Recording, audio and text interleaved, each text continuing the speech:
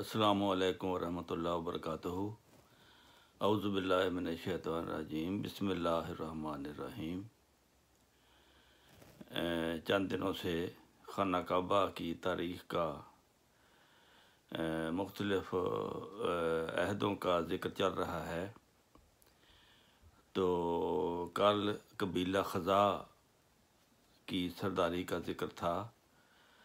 کچھ سالوں بعد مکہ مکرمہ میں کچھ مدت تک خزاع قبیلہ کی حکمرانی چلتی رہی۔ یہ حضرت اسماعیل علیہ السلام کے دور کے بعد کی بات ہے۔ تو چنانچہ ایک وقت ایسا آیا کہ خلیل بن حبشیہ خزاعی والی مکہ ہوا، خزاع قبیلہ کا ایک سردار۔ جب اس کی وفات کا وقت قریب آیا تو اس نے بیت اللہ شریف کی نگہبانی اپنے داماد قسی بن کلاب کرشی اور اس کے بیٹوں کے سپرد کر دیا۔ تو قبیلہ خزاع نے اس کے یعنی رشتہ داروں نے اس کی مخالفت کی، جس کی وجہ سے ان میں جھڑپیں ہوئیں، اور دونوں قبیلوں نے ایک سردار قبیلہ یامر بن عون کے پاس فیصلہ کرانے کے لیے جب گئے تو انہوں نے بیت اللہ شریف اور مکہ شریف کی ذمہ داری قسی بن کلاب کو دے دی، جس کو اس کے سسر نے دی تھی۔ قسی بن کلاب نبی اکرم صلی اللہ علیہ وسلم کے جد امجد میں سے تھے، یہ قریشی تھے۔ یہ واقعہ تقریباً 5ویں صدی عیسوی کا ہے۔ قسی نے خداداد صلاحیت استعمال کرتے ہوئے اپنی ذمہ داری نبھائی اور مشورے کے لیے قریش کے مشورے کے لیے ایک ادارہ قائم کیا جس کا نام دار الندوہ ایک جگہ کا نام ہے۔ وہ جگہ ایک مقرر کی کہ یہاں مشورے ہوا کریں گے انتظامی امور کے لیے۔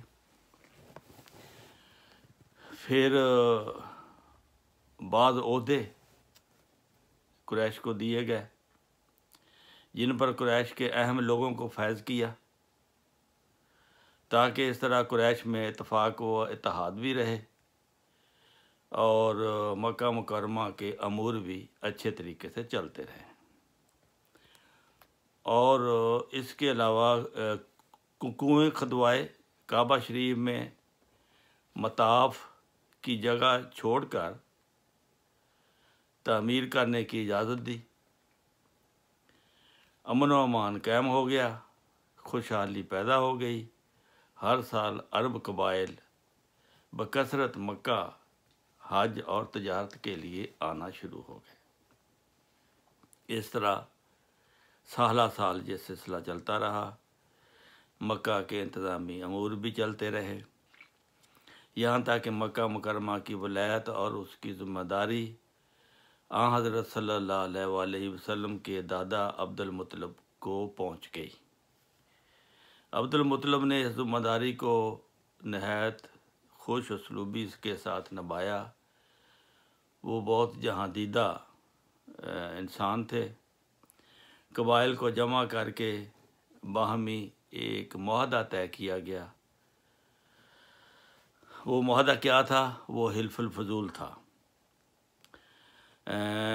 حلف الفضول کے نام سے معاہدہ کیا۔ اس معاہدے میں مظلوم کی داد رسی اور عدل و انصاف کے قیام کے پیش نظر زمزم کا کنواں یہ اس کے قیام کا وجہ تھی کہ مظلوم کی مدد جو ہے اور اس کی داد رسی کی جائے گی۔ حلف الفضول کے نام سے ایک معاہدہ ہو گیا۔ کہتے ہیں کہ فضل، بہت سارے فضل تھے اس میں شامل، ان کے نام کے ساتھ فضل تھا، تو اس لیے حلف الفضول اس کا نام رکھا گیا۔ تو اس طرح پھر آب زمزم کا کنواں بھی جو وقت کے ساتھ ساتھ اس کا ختم ہو چکا تھا، آثار مٹ چکے تھے، اس کو دوبارہ کھدوایا گیا عبد المطلب کے زمانے میں ہی۔ پھر آپ کے زمانے میں 571 عیسوی میں مکہ مکرمہ میں 2 عظیم الشان حادثے ہوئے۔ ایک حادثہ حبشہ کے حاکم ابرہ کی ہلاکت کا ہوا، جو بیت اللہ شریف کو منہدم کرنے کے لیے گھر سے نکلا تھا، اور پھر وہ وہیں اس کی ہاتھیوں کی فوج اور اصحاب فیل کے نام سے قرآن شریف میں ایک صورت بھی ہے، وہ ہاتھی اور ہاتھی والے سب تباہ ہو گئے چھوٹے سے جانوروں کے کینکر مارنے کی وجہ سے۔ دراصل وہ کینکروں میں بیکٹیریا تھا، وہ جانور جو اٹھا لائے وہ بیکٹیریا انہوں نے جب اوپر پھینکا تو ان کو چیچک ہو گئی، اور چیچک ایسی ہوئی کہ وہ راتوں رات اٹیک کرتی تھی، اور انسان ہو یا جانور ہو اس کی کھال اتر جاتی تھی۔ اس طرح اس فوج کی کھالیں اتر گئیں اور وہ تباہ و برباد ہو گئے۔ تو یہ حضرت صلی اللہ علیہ وسلم کی ولادت سے 20-25 سال پہلے کا واقعہ ہے۔ اس کے بعد پھر حضرت صلی اللہ علیہ وسلم کی ولادت ہوئی۔ آپ صلی اللہ علیہ وسلم کی بعثت کے ساتھ ہی مکہ مکرمہ میں بہت سی تبدیلیاں آنی شروع ہو گئیں۔ چنانچہ حضرت صلی اللہ علیہ وسلم نے اہل مکہ کو اللہ تعالیٰ کی عبادت کی طرف بلایا اور بت پرستی چھوڑنے کا کہا۔ اس دعوت پر اہل مکہ جو ہے وہ آپ سے ناراض ہو گئے، بالعموم آپ کے مخالف بھی ہو گئے، اور آپ صلی اللہ علیہ وسلم کی دعوت کو نہ مانا، جھٹلا دیا۔ آپ صلی اللہ علیہ وسلم کو اور آپ پر ایمان لانے والے جو ضعیف اور کمزور مسلمان تھے ان پر ظلم کرنا شروع کر دیا۔ حضرت صلی اللہ علیہ وسلم نے اپنے صحابہ کرام کو 2 مرتبہ حبشہ ہجرت کرنے کی اجازت دی، اور آپ صلی اللہ علیہ وسلم قبیلہ بنو ہاشم اور بنو عبد المطلب پر کفار مکہ نے مزید ظلم و ستم ڈھانا شروع کر دیا، یہاں تک کہ آپ کا اقتصادی بائیکاٹ بھی کر دیا گیا۔ چنانچہ شیب ابی طالب میں بنو ہاشم اور بنو عبد المطلب 3 سال تک محصور رہے۔ اس بائیکاٹ میں حضرت صلی اللہ علیہ وسلم کو بہت نقصان ہوا، چنانچہ آپ کے ساتھ آپ کے قبیلہ والوں نے جو سختیاں اور کیں اور پریشانیاں دیں، جن کا تصور سے بھی انسان کی روح کانپ اٹھتی ہے۔ اس قبیلہ کے لوگوں کو کھانا تک میسر نہ تھا، یہاں تک ایسا وقت آیا کہ بھوک مٹانے کے لیے درختوں کے پتے ان کو چبانے پڑے۔ اس بائیکاٹ کے زمانہ میں آپ صلی اللہ علیہ وسلم کی رفیقہ حیات حضرت خدیجہ رضی اللہ تعالیٰ عنہ کا بھی انتقال ہو گیا۔ تو اس طرح آپ کو جو تکالیف دی گئی اس کا تھوڑا سا ذکر کر دیا ہے۔ آپ صلی اللہ علیہ وسلم کے چچا ابو طالب بھی وفات پا گئے۔ اس طرح آپ صلی اللہ علیہ وسلم اپنے دونوں سہاروں سے محروم ہو گئے، یہ دونوں حضرات یعنی حضرت ختیجہ اور حضرت ابو طالب آپ کی دعوت کے لیے بہت معاون و مددگار تھے۔ ان کی وفات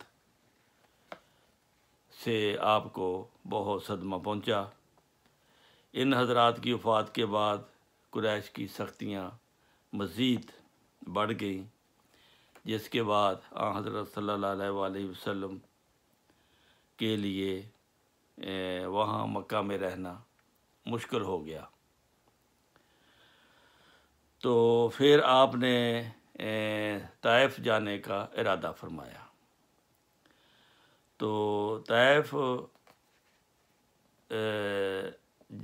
آپ گئے، تو آگے جو واقعہ ہوتا ہے وہ اگلی قسط میں آپ کو سنایا جائے گا، بتایا جائے گا کہ طائف والوں نے آپ کے ساتھ کیا کیا اور اس کے بعد آپ کے ساتھ کیا ہوا۔ تو اس کے لیے اب اجازت چاہتے ہیں، دعا کریں اللہ تعالیٰ مجھے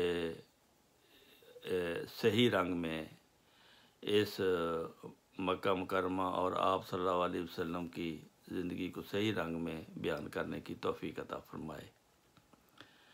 اگر آپ کو یہ ویڈیو پسند آئی ہو یا یہ میرا پروگرام شروع کرنا پسند آیا ہو تو آپ اس کو سبسکرائب کر کے میری حوصلہ افزائی فرمائیں۔ السلام علیکم ورحمۃ اللہ وبرکاتہ۔